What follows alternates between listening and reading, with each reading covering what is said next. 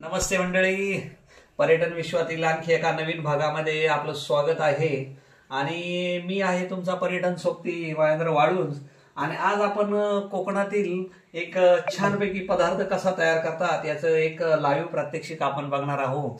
कोकणात आल्यानंतर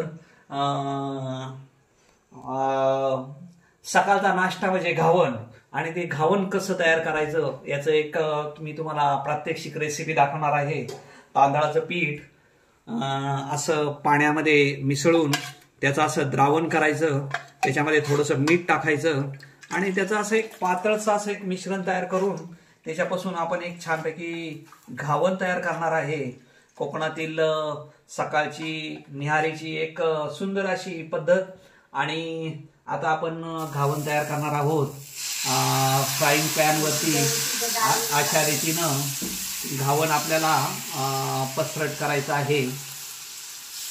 साधारण मसाला डोसा तयार करतो त्याप्रमाणे हे घावन तयार होतं। आणि सकाळच्या नाश्त्यामध्ये छानसा एक पदार्थ, कोकणवासियांचा अत्यंत आवडता प्रकार। चहा आणि घावन याचं कॉम्बिनेशन खूप छान लागतं। आता आपलं घावन रेडी आहे आणि याच्यावरती आता आपण तयार करण्यासाठी आणि एक झाकण ठेवणार आहोत। हे झाकण असं तयार ठेवायचं आणि तो डोसा शिजवून घ्यायचा आणि तो डोसा चहा बरोबर खायचा। डोसा तयार झाल्यानंतर अशा पद्धतीनं तो आपण थोडासा सुकवण्यासाठी ठेवलेला आहे। हे 2 डोसे आपले तयार झालेले आहेत आणि चहा बरोबर आता आपण त्याचा आस्वाद घेणार आहे।